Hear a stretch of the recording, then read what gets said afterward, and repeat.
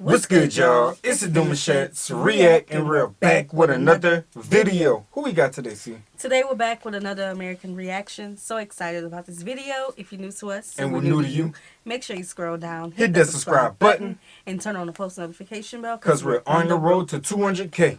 And we cannot get there without you guys, all right? Join the family without further ado. Let's get into the video. Let's get it. Hey guys, we are in the end game, our second to last country episode. For the last time, to summarize in the fastest way possible, if Africa was a family, you know, you have Team Jollof west side, you have Team Piri Piri east side, you have the Amazigh north side, you have Jungle central side, you have oh boy here we go south side. But then like within these five main neighborhoods, you have the core families of the Bantus, the Nilotes, the Khoisan, the Afro-Asiatic mixed up between them, but then they also divide up into like English, French, Arabic, and Portuguese blocks. Madagascar is technically related to Indonesia, but Mauritius is like super Hindu, but like Cape Verde has like really good looking people, but like South Africa is mixed so much they literally created their own whole new race of people. And the thing is, in Africa, they all agree that no matter how good or bad, tame or crazy, rich or poor, destructive or industrial, or fun or sad things may get, they can handle it because this is their home. And when it comes to Zambia, they don't just handle things.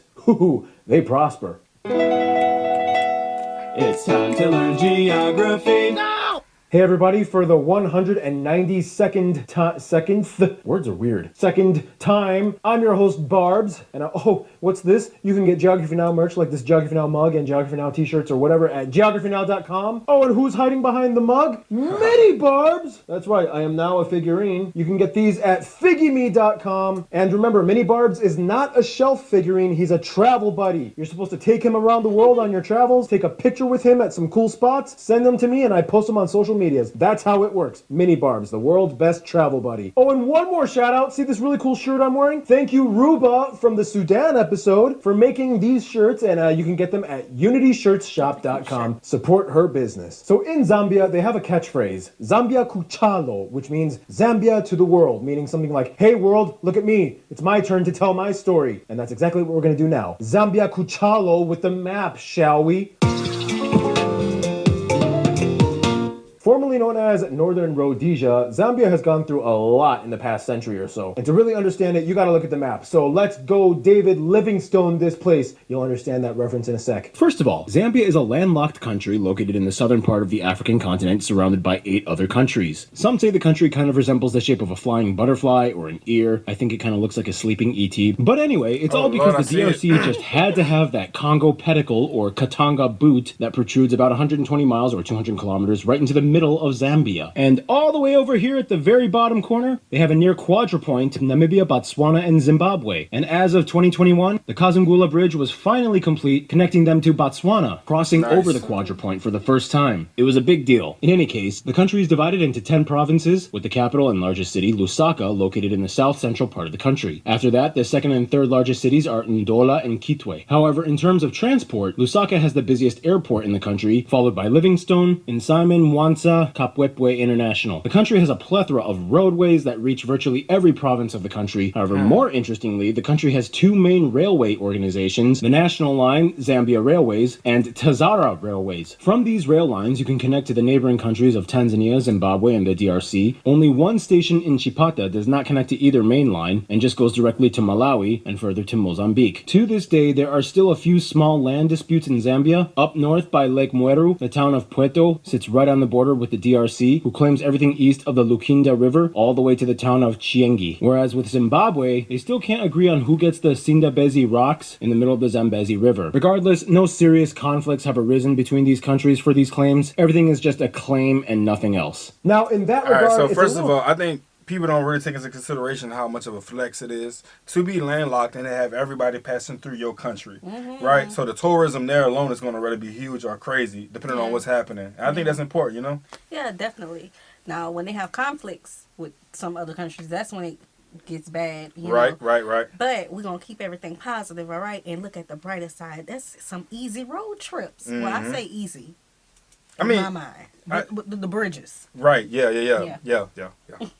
Complicated, but Zambia also kind of has a little bit of a domestic dispute within itself in regards to the western part of their country. See this western province right here, mostly on the border with Angola? Much of those lands are inhabited by the Lozi people. Now, there are no distinct borders, but they generally inhabit the wide basin of the Zambezi River and established a very proudly traditional kingdom known as Barotse land, ruled by the Litunga, or king. Explain. Okay, well, let's explain it, okay? So, what is this place? At one point, it was a protectorate under the British Empire, and before independence, there was the Barotse Land Agreement in 1964 between the British government, the Litunga, and Kenneth Kaunda, the leader of the United National Independence Party of what was Zambia. I almost said Zimbabwe. I'm sorry, Zambia. Ooh, you both have Z country names. I'll try not to get you two mixed up. I know you hate that. Now, we've been through this story many times on the channel. You can probably guess what happened next. It was like, all right. Before you guys gained independence, let's try to figure out what exactly to do. Well, we have easier access to public service and have a more developed infrastructure, so it only makes sense to integrate Barotse land into our nation. Oh, no. If we integrate, you have to respect our traditional way of ruling ourselves. You also have to give us a degree of autonomy. Okay, let's all sign this thing called the Barotse Land Agreement, and I'm out.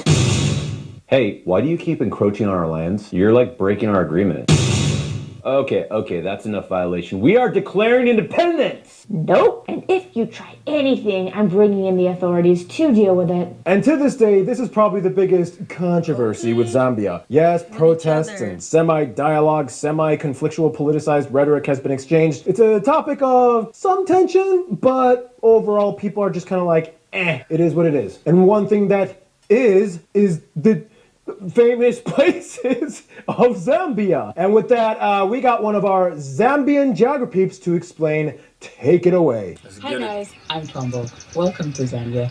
I'm going to tell you a few things about our country. First, I want to talk about our capital city, Lusaka. I was born here, I grew up here, and I'm going to tell you about some notable sites that we have here. We've got lots of art galleries, we've got markets, we've got great restaurants, we even have a national park. And there we have the famous elephant nursery where you can go ahead and see elephant mommies with their babies. And keeping up with the animal theme, we also have Kalimba Reptile Park. This place has a great huge farm where we have crocodiles, we have snakes. Lusaka also has a very interesting art scene. We have the Lusaka National Museum. Hold on. Cause we see alligators, in the south. We don't really go by them. You know what I'm saying? We try to say, wait, so what is it like? So whenever people go see these reptiles, are they feeding them? I seen someone holding the snake, but when it comes to the crocs and the alligators, like are those interactions where you can get in there with them too, or like I would love to see what you guys get done on that side. Right. So we're from Louisiana. For people who do not know. Yeah. Everybody else know. We're from Louisiana, so we have like the bayous, the swamps, and we have alligators, like Dion said.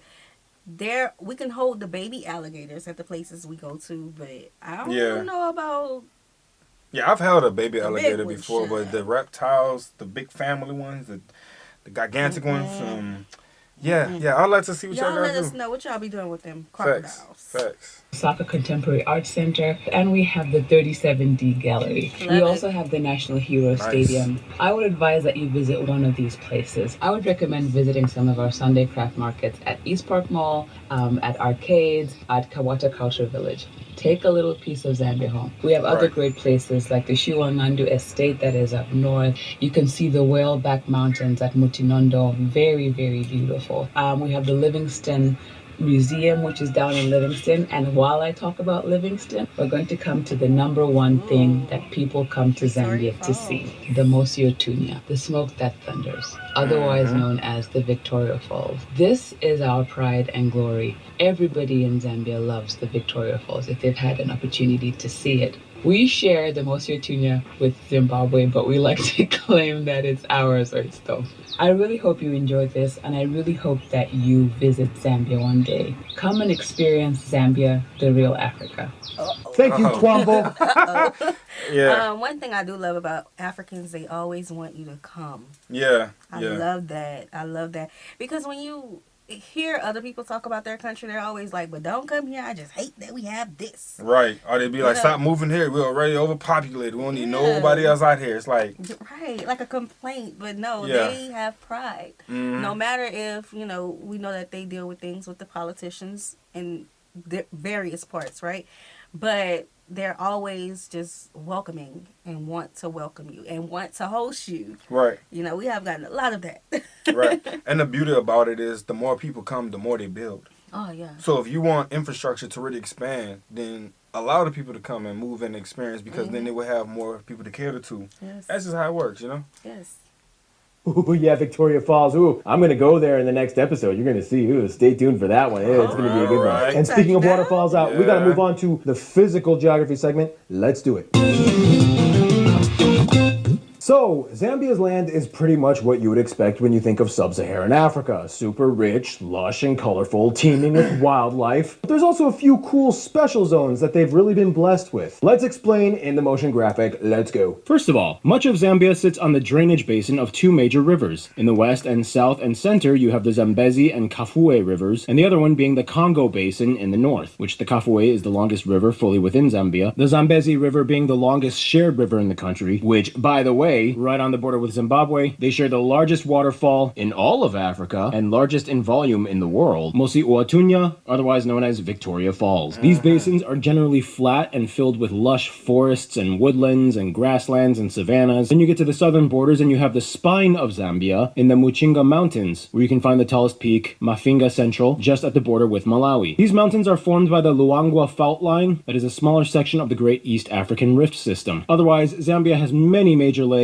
the largest one being Lake Kariba, shared with Zimbabwe, but the largest lake fully within Zambia being Lake Bangweulu, which is actually a series of interconnected swamps and wetlands and minor lakes. Keep in mind, as most of the country sits on major drainage basins, this means that seasonally, many of these rivers swell up and become flooded in wet seasons, which plays an important role in their civil structure and wildlife. So, I don't know how much damage the wetlands do have on Zambia, but other than that, it does sound like it's very flush and, you know, green and, you know, humid, you know, in a good way. Yeah. And being that it's landlocked, for one, being that it's landlocked, and that's what I'm trying to get at. Because that it's landlocked, you wouldn't think that it has so many different streams of rivers and waters and whatnot, you know what I'm saying?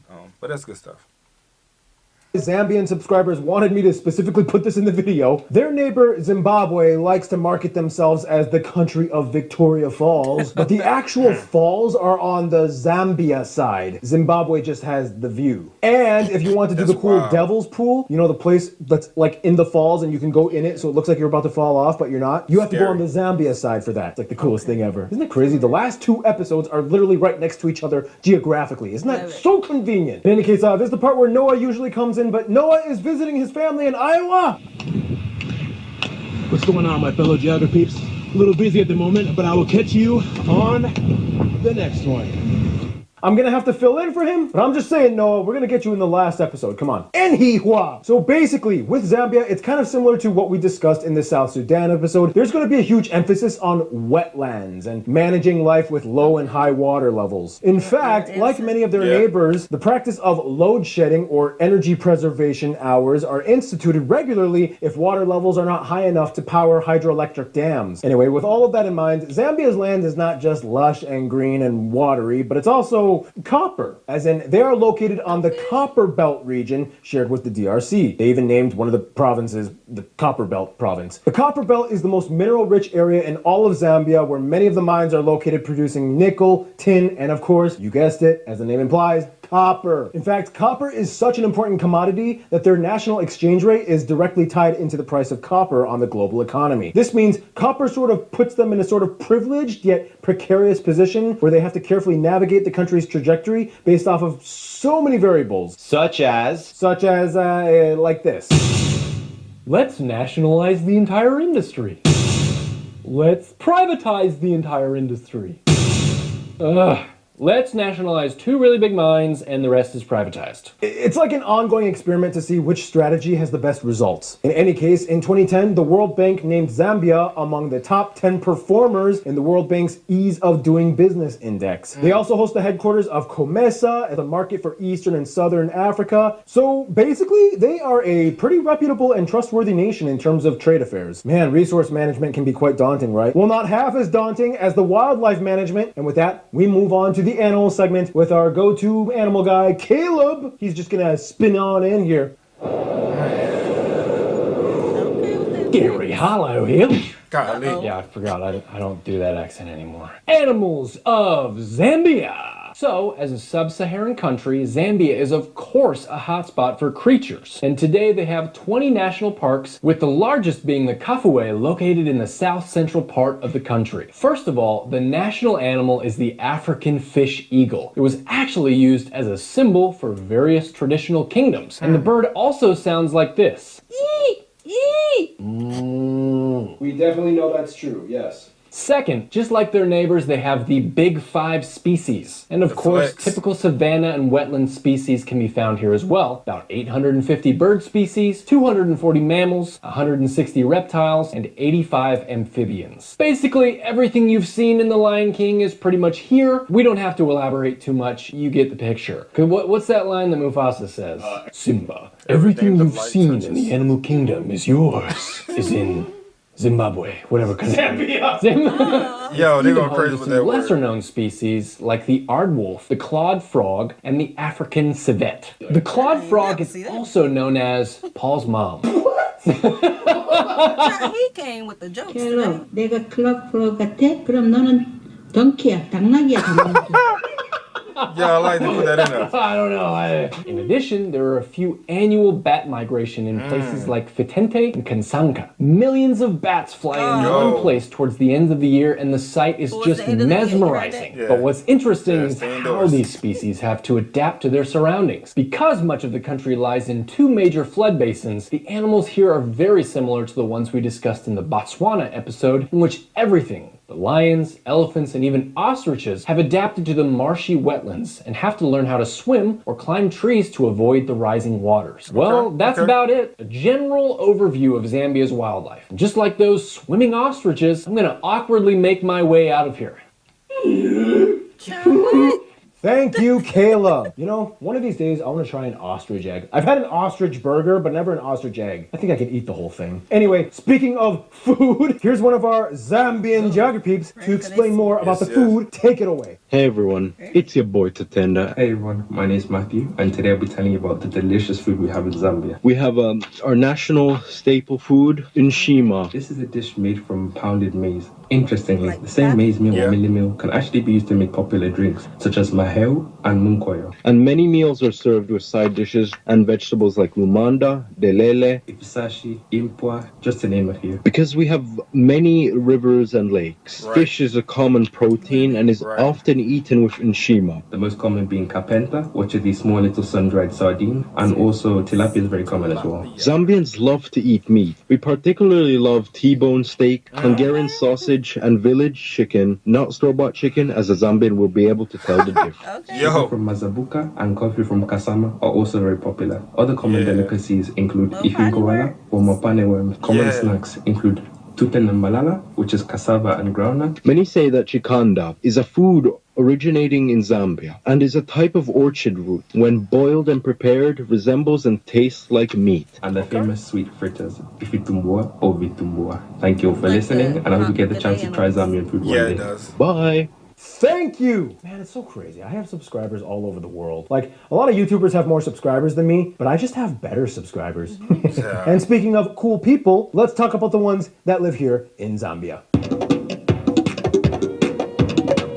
So, Zambia is one of the African countries that has, for lack of a better term, sort of disentangled themselves relatively well from most major predicaments post-independence, I guess you could say. From what I've gathered, it's generally pretty peaceful, and Zambia is usually seen as like the mediator between many of their neighbors, especially when there's like a war or conflict. In any case, let's see how they personally break down in the demographics graph, shall we? First of all, the country has about 20 million people and is comprised of about 72 ethno-linguistic groups and tribal peoples, the largest of them being the Bemba, making up about 1/5 of the population, and from there the Tonga and Nyanja Chewa come in at second and third, collectively making up about another 1/5 of the population, and from there the remainder of the country is made up of the remaining 72 ethno-linguistic people groups. About 2% of the country is made up of white Zambians, mostly of British descent, with only about 1% of the population being other non-Africans, mostly made up of Asians, mostly of South Asian descent, mostly from India. For money, they use the Zambian kwacha as... We always love to see who we have on our subscriber list, so let us know which of the people groups are you a part of. Okay? Yeah. We'd love to know. their currency. They use the types C, D, and G plug outlets. I just realized that's the IATA acronym for Charles de Gaulle Airport. No, not related at all. All these years of doing geography stuff has made me memorize weird things anyway. And they drive on the left side of the road. Language. As a former British colony, of course, English is the official language used as a lingua franca amongst the over 70 mostly Bantu-based ethno-linguistic people groups. Nonetheless, the government has designated 7 Zambian languages to be used as regional lingua francas that are allowed to be taught in schools alongside English. They are Bemba, Kaonde, Lunda, Luvale, Lozi, Nyanja, sometimes Nyanja Chewa, and Tonga. Not to be confused with the country of Tonga. Check out that episode if you haven't seen it yet. It's a really fun one. Faith-wise, under the Constitution, Zambia is officially a Christian nation with somewhere estimated over 90 to 95% of the country adhering to the faith, mostly Protestant. The interesting thing is Christianity came almost exclusively through missionary work in the 19th century, as it was incredibly difficult to access the landlocked regions that even the British Empire was a little hesitant to encroach upon. Oh, that was a run-on sentence. I am the king of run-on sentences. I gotta figure out a way to write my scripts better. Scottish physician and missionary and explorer David Livingstone. Okay, before we get into that, being that it's in y'all constitution that y'all are a Christian country, how does it work when people who are like atheists or anything, like how does that work, and how are they viewed? Because I know in like different places like West Africa where we see countries where it's almost always half and half, like Muslim or Christianity or even the African religions and spiritualities, they seem to just, it's normal. Yeah. You know, so how do y'all view people who may not believe in our faith? Yeah, that's a good question. Yeah. Put that in the comments.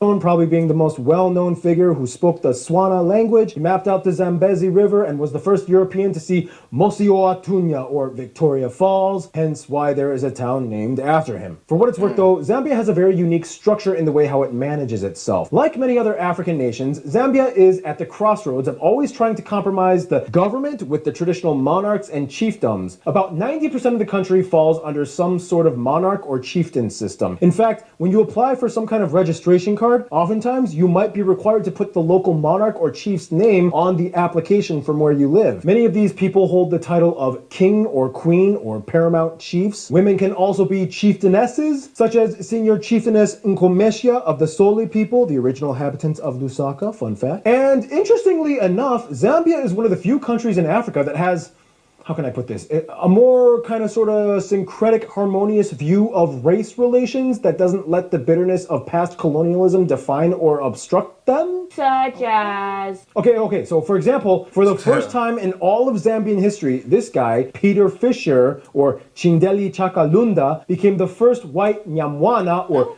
chief of the Lunda-speaking people in the Mwinilunga district in 2016. Oh, really? How did it happen? So although chiefdom is usually hereditary, there is a clause in their practice that allows it to be passed down by bestowment, as it was done to Mr. Fisher, obviously, as his family had unwavering support for the Lunda people since the 1870s. Wait, really? Yeah, generation after generation of loyalty to these people. So after like over 150 years, I guess the Lunda people were like, yeah, they've earned it. Not only that, but after the death of President Sata, Guy Scott, his chosen vice president and caretaker, was required to serve as acting president until the next election, which in a rare occurrence made him the first white president in a post-independent democratically elected African government. So it's like Zambia is open to working with anyone as long as they are cool and have proven that they are Zambian and loyal to Zambia. That's really it. In any case, as mentioned, there are too many ethnic groups to cover in Zambia, but let's do like a quick overview of the largest one. The Bemba people, the largest group in Zambia. They have their traditional ruler, the Chiti Mukulu, or the Great Tree Paramount Chief. They are famous for their Ukusefya Pangwenya ceremony held in August. It is basically like a reenactment of a 600-year-old migration period of their ancestors to Zambia. So before we dive into it, I feel like we're going to be going down a rabbit hole pretty soon with y'all. Definitely. Y'all have a lot to show. Definitely. And see, we have not been down this rabbit hole in a long time. Well, we was doing the geography now, and then we would learn about all these things, and we wanted to know about it and stuff. Right. Come on with the request. Come on, man. Come on. Waiting on it. People, the second largest group. These are considered the first Bantu tribal peoples that entered Zambia. They are supposedly the best cattle herders, and they are very skilled craftsmen. And they celebrate the Luindi Gude I don't know if I'm pronouncing that right, probably not. Which is like a Thanksgiving ceremony to honor the ancestors and the good rains of the season. The Chewa people, cousins of the Bemba, known as the Mask people. The two largest clans are the Piri and the Banda, so you'll see a lot of people with those last names, Piri and Banda. As the nickname alludes to, they are famous for their masquerades. And also the Kulumba festival and the Gule Wamkulu. They love their masks and they love their dances. And now we reach the Lozi. This is one of the more popular tribes of Zambia that you'll see in like documentaries. First of all, they are more closely related to the Soto and Swana peoples of Botswana, and they have a deep connection to the Zambezi River. They are famous for their Kuomboka, or moving out of the water ceremony in April. So during this ceremony, it's really cool. So the king, or the Litunga, is transported from his dry season palace to his rainy season palace,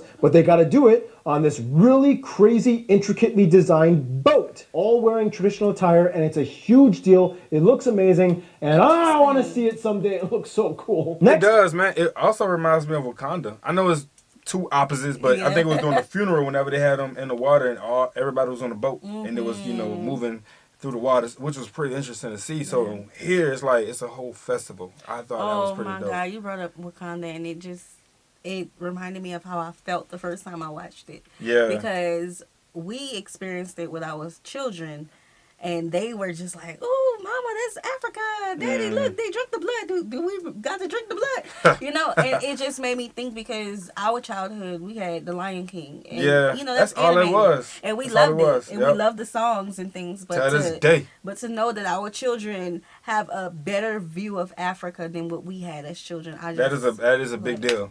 That is a big deal. You just brought the feels. I do that, you know. I just be bringing it, you know. I keep it going. The Ngoni people. These people are basically cousins of the Zulus in South Africa, and they are like the Zulus. And I want to see it someday. It looks so cool. Next, the Ngoni people. Okay. These people are basically cousins of the Zulus in South Africa, and they are like the Zulus, warrior peoples. They have the Nkwala ceremony. I think I pronounced that right. I don't know. Nkwala ceremony to celebrate the gathering of all the Ngoni peoples, marked by dancing and warrior performances as the paramount chief blesses the season's first harvest. Next, the Tumbuka people. These are like the poets and storytellers with a very rich history in oral tradition. They are known for the Vimbuza healing dances, which are part of the traditional practices, and they have really cool traditional clothing with chitenge fabric and symbols and patterns all over the place. The stylish poets, I guess you could say. Oh, so we just covered like the largest, like what, 5 or 6 groups? I don't even know what we did. Can you imagine if we tried to cover all the other remaining, like what, 65 plus other ethno-linguistic groups? It would take a long time. But one thing we do have time for is the sports part with Art. So with that, here. Before we get into that,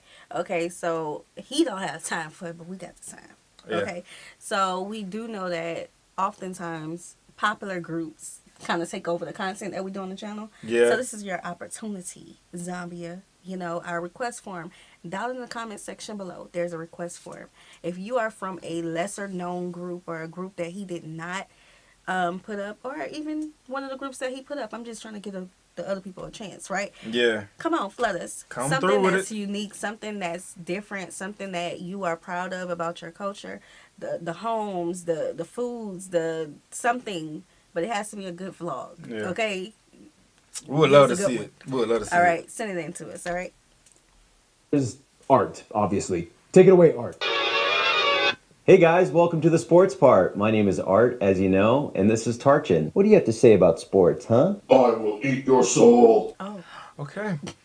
So in terms of sports, Zambians have competed on the international level in many events: boxing, rugby, golf, judo, and so on and so forth. Speaking of boxing, to this day, they have 1 silver and 1 bronze medal in the Olympics. The bronze in the men's flyweight boxing in 1984, and the other silver is in the men's 44-meter hurdles in 1996. Nonetheless, it is no shocker, just like so many other countries, Zambians' favorite sport is soccer or football. They take it so seriously that when a major match is going on, the streets become empty and the businesses halt and stand still to watch the games. One of the saddest memories they have is when the country mourned the loss of the Zambian national men's football team, who were tragically victims of the plane crash in 1993. Among the deceased were the beloved Godfrey Chitalu and Kalusha Bwalia. Bwalia, or the Great Kalu as he was known, led the national team to beat the world champion Italy Italy at the 1988 Olympic Games in Seoul. On a side note though, one of the best memories they have is when the national men's team on the team Chipolo La Polo, say that 3 times, or Copper Bullets, won the Africa Cup of Nations in 2012 against the Ivory Coast. Everybody who saw it remembers exactly where they were and what they were doing when that match happened. Zambia is also the winner of the most Kosafa Cup tournaments with a total of 7 wins. Even their women's team, the Chipola La Polo or Copper Queens, made their first appearance in last year's FIFA Women's World Cup with eyes on captain and star player Barbara Banda. So there you go. Zambia looks like they know their way around the sports. So next time you cheer for them, make sure you say, Zambia, girl! You don't have to add the girl part, but unless it's the Chipola La Polo team, right? And guys, here's something you might not know about me. Guys, this is my final form. I hope you like it. No, get out of here. Hey! My suspicions were correct. Thank you, Art. So as you can tell, Zambia is definitely not shy when it comes to a little competition or superstition. To explain a little bit more about that and the culture of Zambia, here's our favorite female token host, Random Hannah, to explain. Hi guys, I'm back. You have to step back. I mentioned that there are 72 ethno-linguistic people groups in Zambia. So it's not like there's a single Zambian culture, but there are a few customs and undertones that overlap most Zambian people's lives. For example, most Zambians that have moved out will return to visit their ancestral home village at least once in their lives and if possible, meet the chief. Visiting a chief is a highly formal situation and it's customary to greet them with cupped hands while slightly bent and do not turn your back on the chief. Superstition culture is also pretty huge in Zambia as well. Vendors will peacefully leave their products out overnight, as a common saying here goes, thieves will turn into goats. And it's not uncommon that most Zambians will be able to share a story or two about a supernatural encounter they have supposedly experienced or heard about. Like many of their neighbors, many of the people groups in Zambia practice the marriage dowry or lobola to the bride's family. This is my favorite cultural tradition. I just think that the men in America need to step it up. American men need to be gifting me livestock, horses, cows. I've always wanted a pig,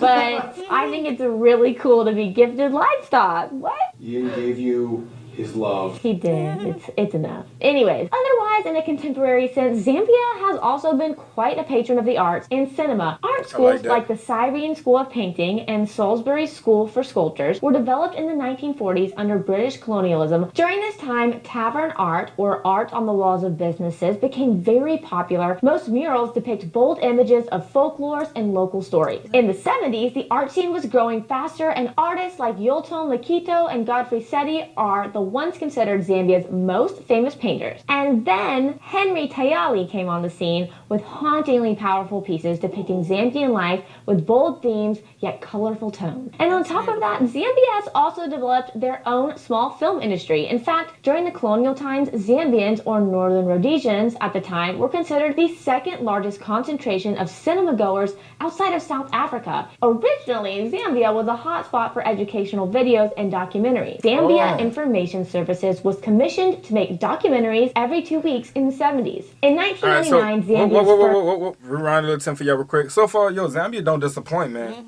Y'all got a lot of good things going.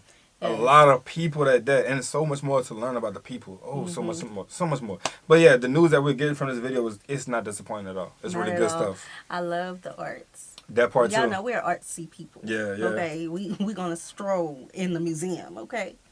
I love the art scene. Y'all kept that from us for a long time. Why y'all didn't tell us about the art?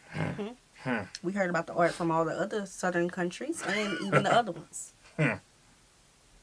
Originally, Zambia was a hotspot for educational videos and documentaries. Zambia Information Services was commissioned to make documentaries every 2 weeks in the 70s. In 1999, Zambia's first major film studio company, Ambush Productions, was established, and since then, notable acclaimed films like Choka or Get Lost and Imiti Kula have been released. And finally, did you know Zambia once tried to build a space program? Well, it was more like one guy, Edward Makuka Nkoloso, the director of the National Academy of Science and the University of Zambia. He sought to accomplish launching a rocket to the moon and later Mars. He even had his own training facility for what he called astronauts. However, due to lack of funds and nobody taking it very seriously, the program was unfortunately dismantled. Now that takes us to our music segment. Is it Keith? Is it not? Good luck.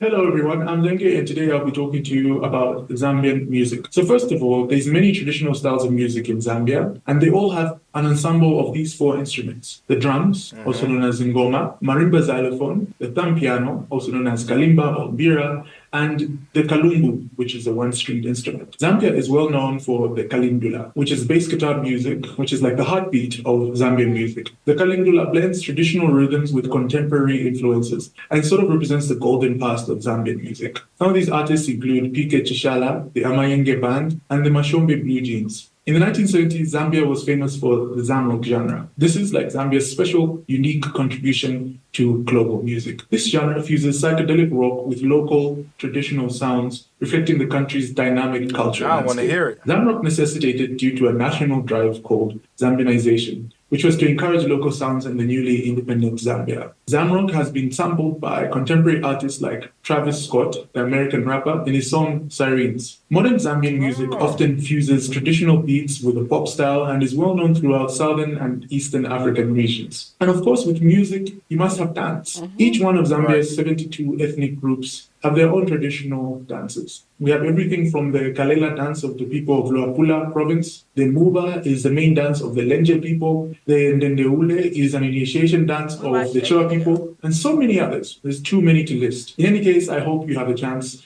to visit Zambia, learn some songs, learn some dance moves. Thank you! Nah, seriously, Keith, I'm gonna get you back for the last episode, Zimbabwe, I swear. You're gonna do that episode. Ooh, guys, can you believe it? We're almost done with this episode. Oh my goodness, there's only 1 segment left to do. It's crazy. Oh my god, we're almost done with the 192nd episode and there's 1 left. I can't believe it. You know what the last segment is. Let's do it. The Friend Zone.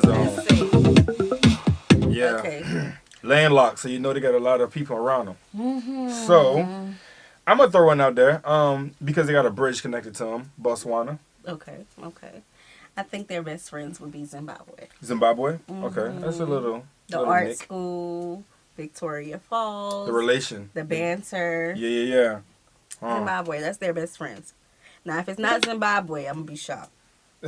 Well, hey, be surprised. Might not be, could be. So as you can kind of pick up from what we've said before, Zambia is kind of more or less kind of like a mediator between a lot of their neighbors. I mean, today they have diplomatic relations with 164 nations and they host 43 embassies within their own country and 36 of their own abroad. Zambia is kind of stable. And when it comes to diplomacy, stability definitely works and helps out. As a former British colony, of course, Zambia has ties to other nations within the Commonwealth and still takes part in Commonwealth activities, such as head of government meetings and the Commonwealth Games. This, of course, means that Zambians have relatively easier access to the UK, and many go there for education, and many might have family there as well. India also has a very close, cordial relationship with Zambia, as Kenneth Kaunda, Zambia's first president, is quoted for saying India's freedom struggle was what inspired him to formulate his own nation's freedom movement. And since then, the two have been cooperating in everything from trade and investment deals to education and aid programs. Closer to home, though, Zambia has a sort of mediator role for many regional conflicts in sub-Saharan Africa. For example, they facilitated talks between the MPLA and UNITA for the Angolan Civil War, where the Lusaka Protocol was signed. They also were the mediators for the Second Congo War, which involved 9 African nations, and eventually came to Lusaka once again and signed the Lusaka ceasefire agreement. Bringing it even closer to home, though, as the host of the SADC and COMESA, Zambia is an important player in the southern African region. It really depends on who you ask, but many Zambians will probably say one of their 4 neighbors, Botswana, Malawi, Zimbabwe, and South Africa, are the closest friends. Malawi shares the same Chewa people as Zambia's east side, and the two share so much culturally. They are even the only 2 countries that use the kwacha as their currency. Botswana and South Africa are very close friends as well. Their heads of state have made numerous visits. Of course, they co-commissioned the Kazungula Bridge that we mentioned before, which was a big deal. Meanwhile, South Africa is not only Zambia's #1 trading partner, but Zambia also supported South Africa's National Congress during the apartheid years. But finally, we get to their twin brother, Zimbabwe. The 2 Rhodesias. They were even at one point joined together with Malawi as the Federation of Rhodesia and Nyasaland. Zambia and Zimbabwe not only share a lot of the same ethno-linguistic people groups like the Tonga and the Lozi, but they have seen virtually every chapter of history together and have usually supported each other despite their governments having slightly different ideological differences on how to approach certain issues. Like, the only one time they had a slight hiccup in relations was when former Zambian President Levi Mwanawasa criticized Robert Mugabe, calling him a regional embarrassment. However, eventually relations thawed, and today the two still consider each other very close friends. In conclusion, Zambia is very much like Mosi Oatunya or Victoria Falls. It's bold, it's colorful, it's powerful, but it's also in the middle of Africa, landlocked, and you gotta earn it to see that beauty. And with that, guys, our last and final 193rd country episode, the conclusion, the end of the country episodes. Zimbabwe is coming up next. It's gonna be a big one because I got a big surprise for you guys. Going on a trip. Yeah, he basically says it in the video, so that's pretty dope for him. But make sure you guys go check his channel out. Definitely. Yeah, this was interesting, jam-packed with information, but I still feel like there's so much more to learn. So much we can tap into, you guys, so let's get it. Yes, let's go. We hope you guys enjoyed this video with us. Be sure to subscribe. We'll see you soon. Peace.